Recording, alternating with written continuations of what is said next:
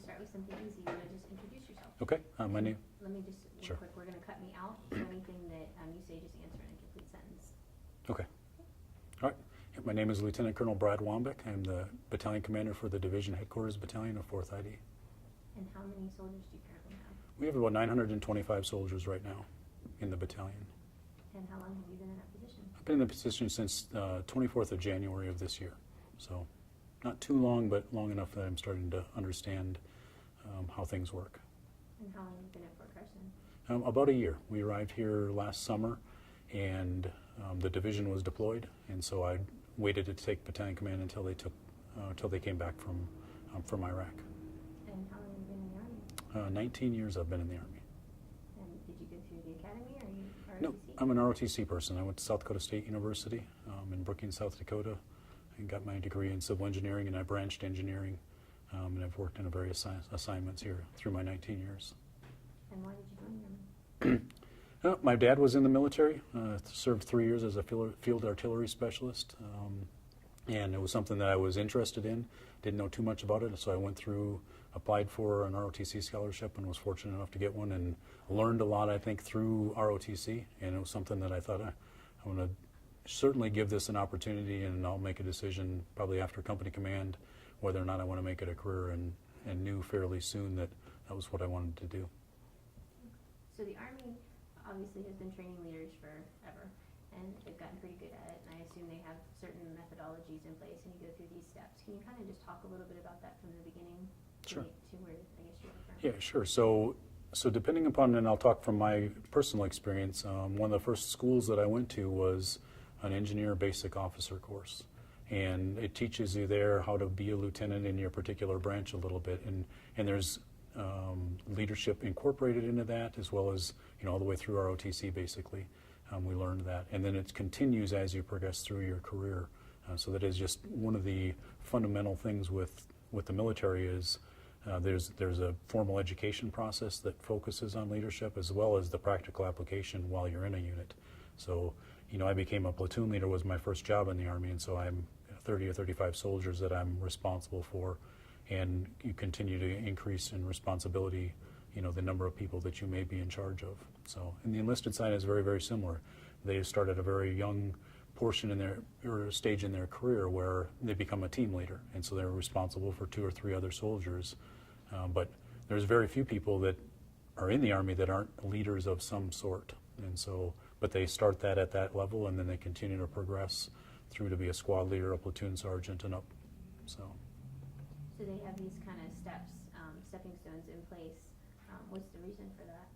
Well, I think we couldn't just take a brand new soldier and make him the division commander, or make him a command sergeant major, or her a command sergeant major. They just wouldn't have the experience and knowledge to be able to do that. And so we start people at a level where, you small steps to begin with, and you learn from that, and you take what you learned for me as a platoon leader, and you take those experiences, and as I become a company commander, now I have multiple platoons, and learn from that. And as I progress through, you gain some schooling, some formal education along the way, but you also gain a lot of practical experience. And I think you tie those two together, learning from a lot from other people too, that develops leaders as they grow. So what is the definition of a good leader in your mind? So I think it all comes down to caring about soldiers and their families, or whoever it is that you're working with. It may be a civilian in an organization, but for me, that's what leadership comes down to. I think if you look in a dictionary, it probably says, providing motivation and direction to a group of people to accomplish some type of an objective. But I think to be doing that, you have to certain things, and I can go through if you want. I have my command philosophy is what I think is geared toward being a good leader. And so I use everybody's, at different levels you come up with command philosophies. And so what I did is I based mine upon my hand, because I can talk about this wherever I am. So if I go to a formation and I want to talk about certain aspects of it, I can easily pull it up, and then if people hear it over and over, they start to remember it. So, but it starts with the pinky finger. Some will say that the pinky is the most important digit on your hand, and that's the one that stands for, the pinky is for passionate leaders. And so I think we have a moral obligation to get to know the soldiers and their families. And if we do that, if we truly understand, and if I'm a team leader and I have 3 soldiers in my team and I really know, hey, what's going on with this person and what's going on with their family, one, they understand that, hey, I truly care about them, and I want to know and I want to help them if they need some help. And that's where it really comes down to, is caring about the soldiers and their families. And it doesn't mean coddling them, it means understanding what their needs are and being sincere about it. So the next one is the ring finger, and so I associate that one with teamwork. And so we're members of different teams, and so there's a team that you build, so it could be your team or your company maybe that you are. You've got a team of peers where you have other companies within a battalion, and then you have your boss's team. In this case, the CG's team is the boss's team. But it's important as a leader to understand where you fit in amongst all of those teams and understand that there are all those teams. It's not just about you and your little team. You fit into a bigger picture. And if a leader understands that, they should never be fighting and competing against those other teams. They should be working toward a common goal. The largest finger on our hand is what I say is competence. And so it's our obligation as a leader to know our job, know our profession, and also know the other people within our organization, what it is that they should be learning and what they should be knowing, so that we're properly developing them to become as effective as they can, whatever their aspect is. The pointer finger, everybody's been pointed at. I know I have and been scolded.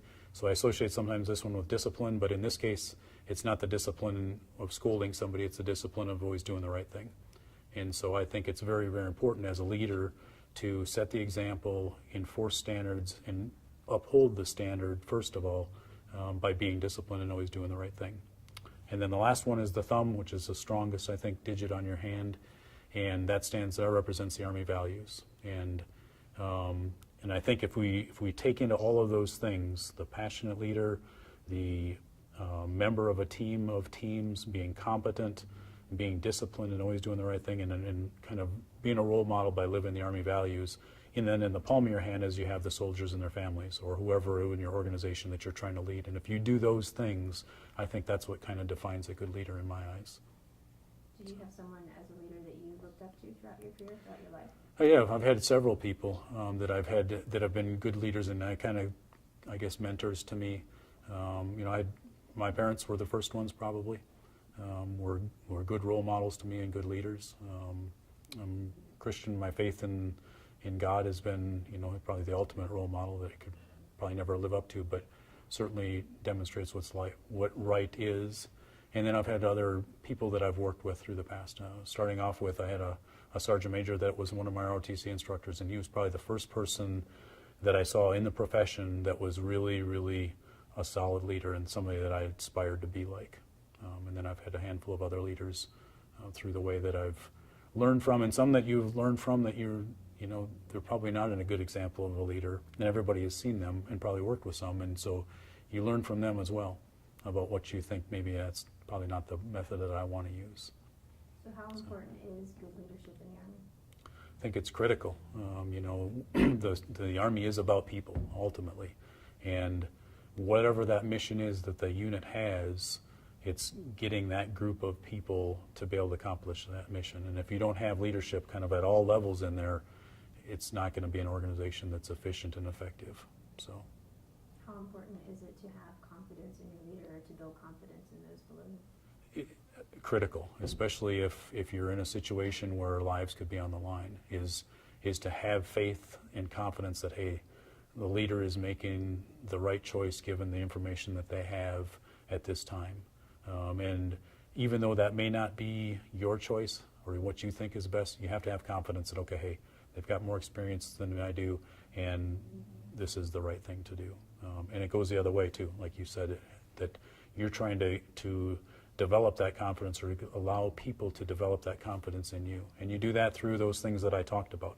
And I think it really comes down to the passionate, being a leader that really cares about the people in an organization. If they know that you have their best interest in heart, and you're working to make sure that they're part of a team, that they're competent in their job, and that you're demonstrating competence in your job and those other aspects of the command philosophy, I think that's how you earn some of that respect and trust that they will have confidence in you. I can keep right here.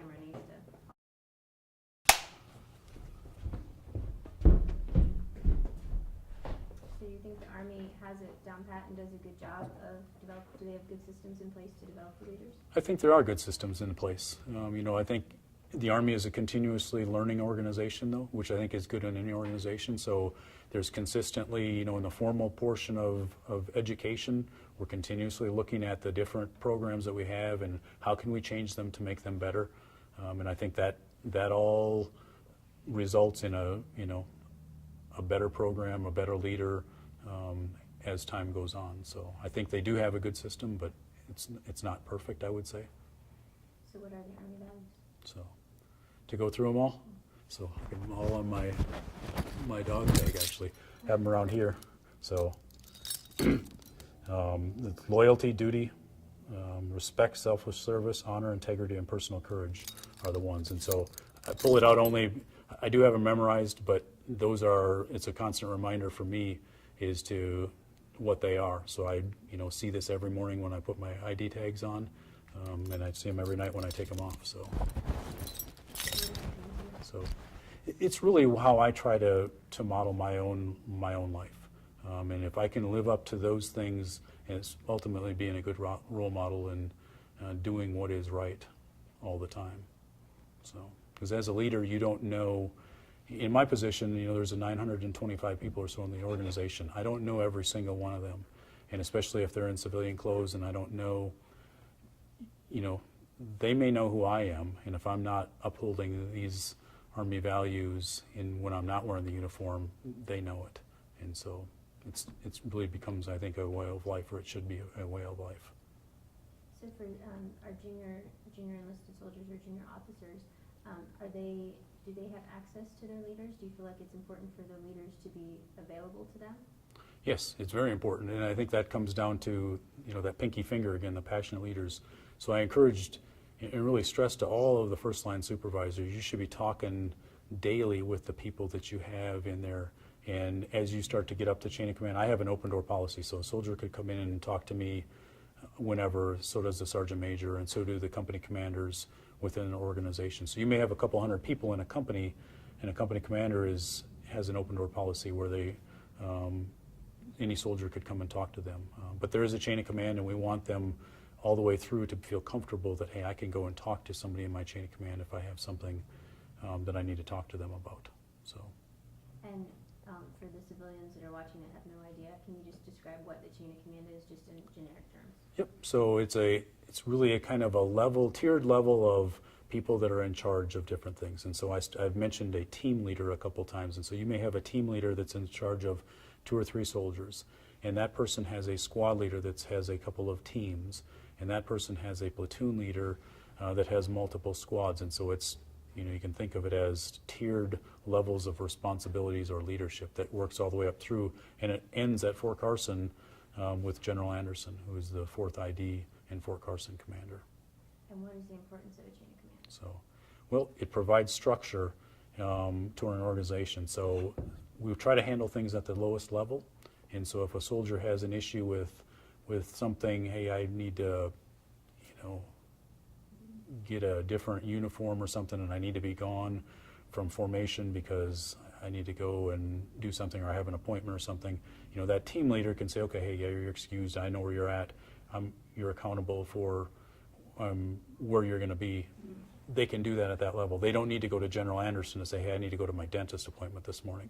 And so if we can handle all of those different things, and there's a lot of things that go on in a person's life on a daily basis where you may not be at work from the morning formation until then you have something that comes up, or it could be an appointment, it could be any issue that we try to handle at those other levels. And as things become more complicated, and if it's something that you can't take care of, then you move it up to the next level, and then at some point in that chain of command somebody can address whatever that issue is. And how does the chain of command work when you guys are in a deployed status? So it's the same way. It may not be the exact same chain of command here. Some people may be on a rear detachment where they would not deploy, but it is the structure and the fundamentals of the chain of command remains exactly the same. I need to change battery. We'll stop this one more question, and then we'll do just an outtake. But you talked about formation, and there are different things that we do throughout the day, throughout the week, throughout the year that are like that, and that your commander's kind of talking to you and saying, okay, here's the rules, here's what I expect. we do formation every day, we do PT every day. Right. What are some of those, I guess, can you talk about some of those things that we do to kind of reiterate the leadership on a regular basis? Sure. Yeah, so we'll take PT, for example, is a formation we have every morning at 6:30. The battalion forms up and we do physical training. And there's different levels of groups that basically go and exercise together. And so it's an opportunity for one of those junior leaders. So usually I'll jump in with a platoon or a company somewhere, but often they will have a more junior soldier will lead the physical training session. And it's an opportunity for that person to get up in front of a group of people and provide them guidance and instructions on whatever exercises we're going to be doing for the day, lead us on a run, whatever they have planned for that day. But it's a great opportunity in a low-threat environment for somebody to develop confidence in getting up and leading a group of people in something. And so that's something that we do every single day here. And then as we go through the week, through our work week, you have other activities that go on. You know, you could be working in a division staff section, and you could be the leader of some planning effort for some event that's coming up. And you know, you're in charge of that group of people that is putting all this together. So again, you're in a leadership position, providing direction and kind of motivation to a group of people to accomplish some type of goal. And so, but we're continuously doing things like that just on a daily basis. To get that confidence, which is important. The confidence, building confidence in leaders or people who are going to be leaders, and kind of, I guess, also it's important to, I guess, pass down what you've learned to the next person. Sure, it is. It's important so that, you know, if I'm a person, if I'm a, you know, maybe I'm a private or a private first class, and I'm not the one that's going to be leading PT, but I see, you know, maybe he's my team leader or she's my team leader, they're up there leading PT, so I'm learning from them, so that, you know, I know maybe in 6 months that's going to be me up there. And so I learn a lot from them, and it's an opportunity to pass things down to those other people in the organization. And there's also senior people that are in the formation to do PT, and that's by design, because then they can provide feedback to the person. Say it's a specialist, an E4 that's leading PT, and that person may have a platoon sergeant or even a first sergeant in the formation that's led PT hundreds of times. But it's an opportunity then for that other person that does have some experience to give feedback right there after the PT session to say, okay, hey, here's what you did really well, here's some things you can work on. And again, low threat environment, they can take that, they can learn from it, and continuously improve. How important are those feedbacks and those AARs after training events and things? They're critical. I mean, that's how that's how I mentioned before, we try to be a continuously learning environment, and if you don't ever take a critical look at yourself, it's hard to improve. And so we certainly want to sustain the things that we're doing well, but we really want to say, okay, hey, what could have we done better? And let's do that next time. And so it's very important, I think, to do AARs. I'm going to have you do one more thing. Just look directly into this camera. And Okay. Tim will cue you. I'm just going to say this is Fort Carson now. It's a transition we use in and out of commercials. Okay. And keep staring at the camera until he tells you not to. Okay. All right, I'll count down from 3. Ready? This is Fort Carson now. And one more time with a oomph. Okay. Okay, ready? This is Fort Carson now.